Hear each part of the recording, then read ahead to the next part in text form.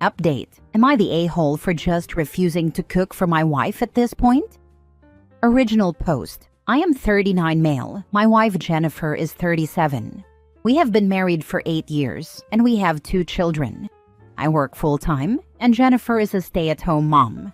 She's a wonderful mother to our children, but one thing she does not like to do is cook. This works out just fine for me, as I generally get off work by 4:30, and I happen to be a phenomenal cook. My father was a chef, and I've been cooking since I was 10 years old. I also worked as a line cook for several years. Virtually everyone loves my cooking. When we have company, it gets rave reviews. Our children always ask for seconds. I put a lot into it, and I take pride in my cooking skills. The only person who doesn't like it is Jennifer. She complains endlessly. Too salty, too much pepper. This is undercooked. She also backseat cooks a lot, where I'll be in the kitchen making something, and she won't shut up about what I should be doing differently. The worst part though is that she'll frequently insult my cooking and then go get garbage like a Hot Pocket or a frozen dinner from the freezer. Last Wednesday, I made Salisbury steaks with mushroom gravy, cream cheese, mashed potatoes, and roasted asparagus. When I put Jennifer's plate in front of her, she made a disgusted face. She poked at her Salisbury steak for a few seconds, took the tiniest bite imaginable, then made an exaggerated retching sound, dramatically threw her fork on the plate, and went to heat up a microwave burrito. I just snapped. I didn't say anything at the time because our children were there, but I was completely done. The next day, I made teriyaki bowls with broccoli. Jennifer sat at the table waiting for hers, and I informed her that I was done cooking for her. When she asked why, I told her it was a waste of food and that she should just go have a Hot Pocket. Jennifer is furious that I won't cook for her, and she says that instead of giving up, I should try a bit harder. I think she should just subsist on whatever microwavable slop she likes and stop complaining. Did I escalate too much here? Now for the top comments before reading the update. Not the a-hole. She created this dynamic. Just make sure you and your babies are fed. She doesn't deserve your food, especially since she's being negative on purpose. One thing that I take very seriously is how my boys eat. My wife and I are very fortunate to be able to afford good ingredients, so I spend probably more than necessary on food for them. My older boy says he always looks forward to his lunchbox at kindergarten. I'm appalled by her behavior in itself. Does she do this in front of your kids? There's so many things wrong with this. I would simply serve her a burrito or a Hot Pocket going forward. Not the a-hole, for the fact that cooking is a part of her duty as a wife, especially since she is a housewife.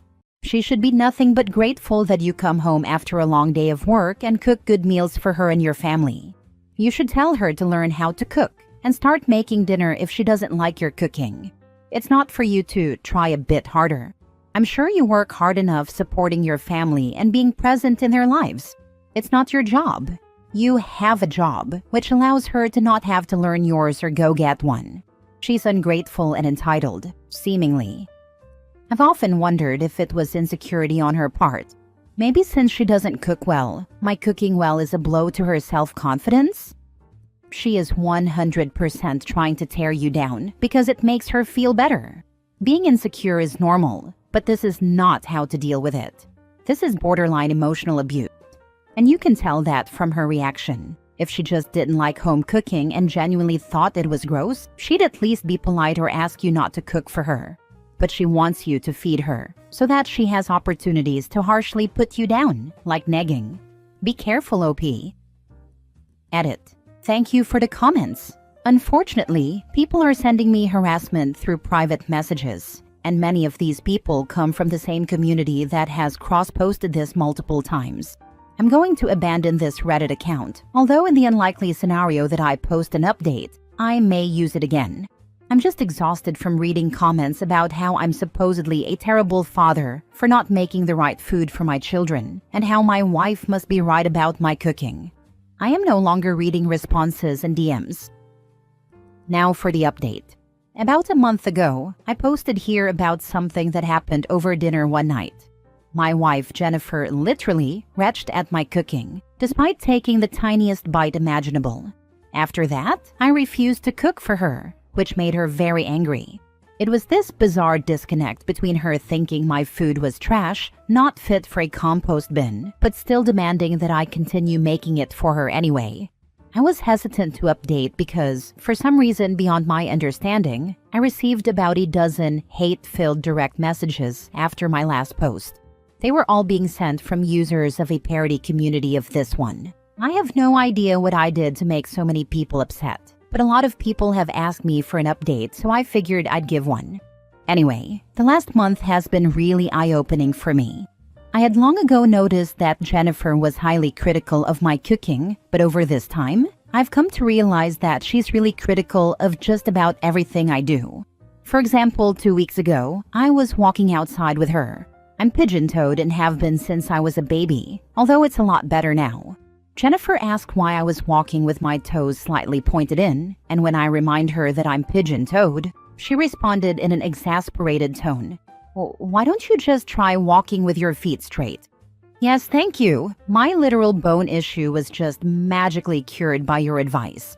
I never realized that the solution to something I have suffered from for nearly 40 years was staring me right in the face. At least now if I ever get cancer, I can just get rid of it by deciding not to have cancer. You see, I never really noticed how critical she is towards me in virtually everything I do. She's just more forward about my cooking. For example, when she walks into my home office, she always scrunches up her face in this really displeased way. I don't think she likes the interior, which I designed, because she wants nothing but white and gray in every room in the house. Whenever I try to do the laundry, she'll hear me open the washing machine door and beeline over to backseat me through the whole process.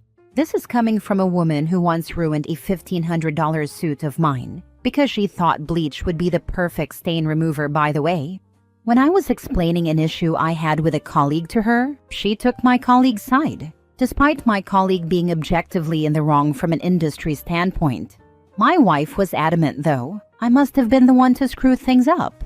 I'm honestly just exhausted.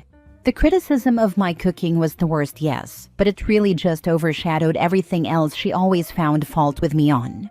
I tried to have a conversation with her, and naturally, she denied doing anything of the sort, denied ever being rude to me, and even denied retching at my food. She actually tried to gaslight me. She kept asking me questions like, "When did I do that? Tell me the date." Then she called me a hypocrite for being critical of her, hijacked the conversation, and eventually stonewalled me. I've come to realize that I don't really like my wife anymore. She's just such a negative person. It makes me sad, but in the next few days, I'm going to ask her for a divorce. She's not going to like it, but I've come to realize that when she walks into a room I'm in, I get anxious about what she's going to say to me. Thank you for all your comments. I also apologize if this was long-winded. My marriage is falling apart, and I'm not in the best headspace right now. You don't ask your wife for a divorce. You see a lawyer and go through the process. Not the a-hole. I'm sorry to hear how you have been treated, but no one deserves to live like this. You should be with someone who loves you and lifts you up, not tears you down and gets enjoyment out of it. I'd go speak to a lawyer first and get everything in line so you know where you stand and she can't file before you and put lies in. So don't tell her until she's served, or you have the papers to serve her ready. Edit. Thanks for all the advice. I'm getting hate messages from that community again, and I really don't need this as I have to deal with child custody, divorce, assets, and telling my children that mommy and daddy are going to be separating. It's a really stressful time, and they're mocking me in DMs. I'm going to stop checking my inbox on this account, so I won't be reading any more of your comments. Thank you so much for all the support. Next story, update. Am I the a-hole for using information against my mother in court that I know will destroy her mentally and emotionally? Original post. I, 34 female, am involved in a very dramatic court case with my narcissistic mother and stepfather. First, a little backstory. When my sister was 1 and I was 3, my mother initially had custody. However, she went missing for 4 days, leaving my sister and me in the home alone.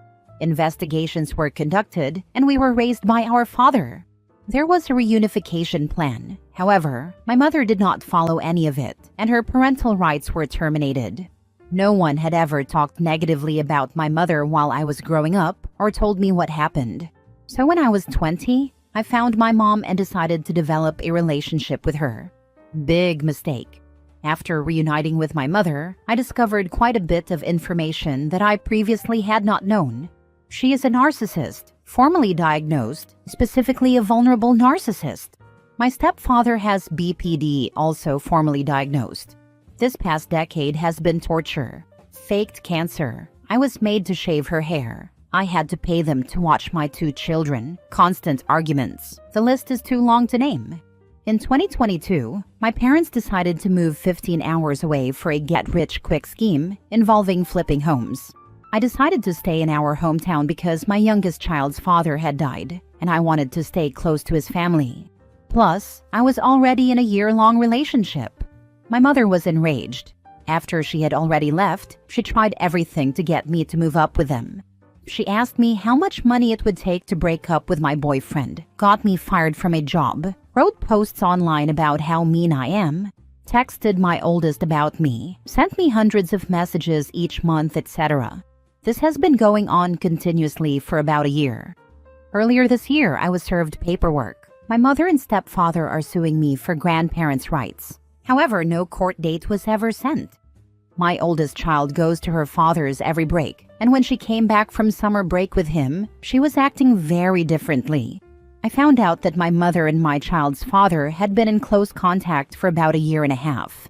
They had my daughter speak with my mother, see my mother, and recorded videos of her that my child did not know about.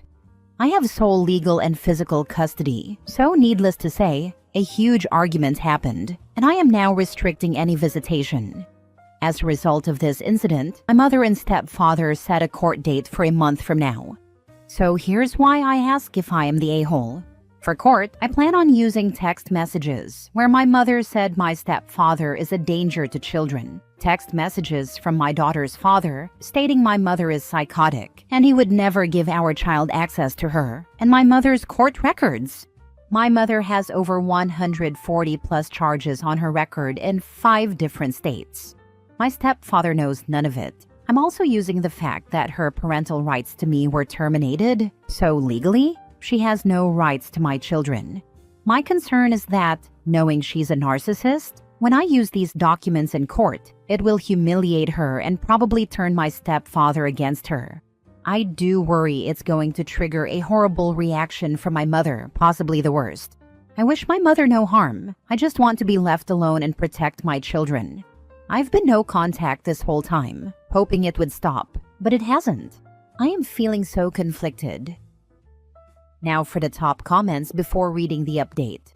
Be aware, CPS cleared me after my mom called them on me. With one caveat, if I let my mother back in my kids' lives, CPS would take them. Further, that my letting a known child abuser, my abuser no less, around my children, was an indication that my parenting choices were in question. I'm glad you were cleared. Gives me hope I can get through this too. I'm staying no contact, and have no intentions of ever engaging again. Which is why I also told my oldest child's father he will not see her until further notice, because he will let my mother around my child. If I can get a restraining order, I will. I'm just trying to get her out of my children's and my life, but with limited fallout. Looks like I can't avoid that, unfortunately. I'm wondering why you remained in contact with your mother once you discovered her issues. I often ask myself the same question. I have never dealt with anyone like her before, and I never lived with her, so I didn't experience a lot of this wrath until I defied her wishes. I wasn't raised around her family, so I didn't know anyone else's experience. I also didn't know a lot of the criminal stuff until I hired a private investigator. The mental illness stuff should have scared me more, but at the time it didn't. Now that I do know everything, I can never let my kids near them again. This is your child. I don't give 2 craps about your mom or her feelings. Also warn your lawyer. She will lie her butt off and probably already has in the deposition. I might have missed whether your dad is still in your life, and if yes, he might have some skeletons to help you. You don't want some left-wing judge saying, "She made one mistake. I'm giving her visitation. You want to show how horrible she is, so that you get a restraining order preventing her from contacting you or your child, and limit any contact with the father of your child. If he didn't know your mom was nuts, then maybe let him start slow again.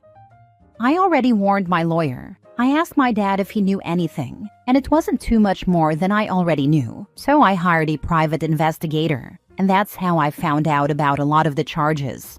Unfortunately, my child's father knew everything about my mother already and let it happen anyway. I have evidence that my mother paid my child's father in order to see my child. It's a whole mess.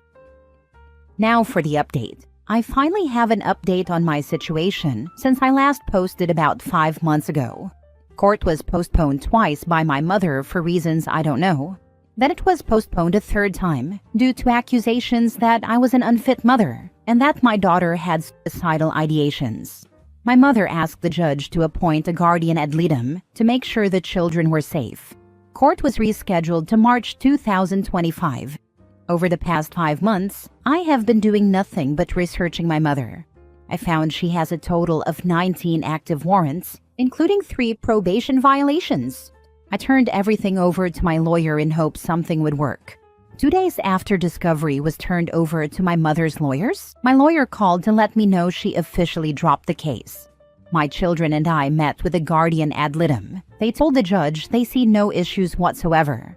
After over a year of fighting this, it's finally over. It's been such a tough battle, but I'm so happy my kids are safe and will never have to go through what I have. Thank you to everyone who wrote me personally and commented such positive things. You all have no idea how much it helped me, especially when I was having such an internal struggle. My kids are doing better than ever, and I'm grateful we pushed through. More info. To answer some comments, I have already moved several states away, changed my contact information, and have been no contact for 3.5 years. I am currently working on getting a restraining order, but have been advised by my lawyer that I may not be granted one due to lack of proof. That's frustrating, but I'm still trying anyway. My daughter and I still have had no contact with her father. And other than a very strange Darth Vader text, we haven't heard from him. He's also a couple of states away from us. I also have my daughter into therapy, so I'm hoping she learns how to have better boundaries than I did. I am not going to call the different areas about her warrants, yet. My thinking is that she won't make any big moves against me as long as they are active and I know about them. It's something I can hold over her head, just in case she tries something again. I know it's probably not over, but this was a huge win. How does one acquire 19 warrants? She has 30+ aliases and has 200+ charges in 8 different states. All financial-related crimes, identity theft, robbery, fraud, etc. She's a con artist. Contact all the venues for which she has warrants and tell them where she is and how they can find her. Let them take care of it from there. If OP reported the warrants to her lawyer, as an officer of the courts, they are mandated to report the fact that they know. Whether this happens or not, if the warrants are out of state, or are there some in state, who knows? Lawyers do have expectations of confidentiality, but that's only in regards to those paying their bills. The mother wouldn't be covered. What an incredible update. Your strength in fighting for your kids is truly inspiring. I'm relieved to hear the guardian ad litem found no issues. What kept you motivated throughout this journey? What kept me going was my kids, and wanting to break the cycle of toxicity for them. They deserve the world. Hopefully, they will have better boundaries and not find themselves in a similar situation.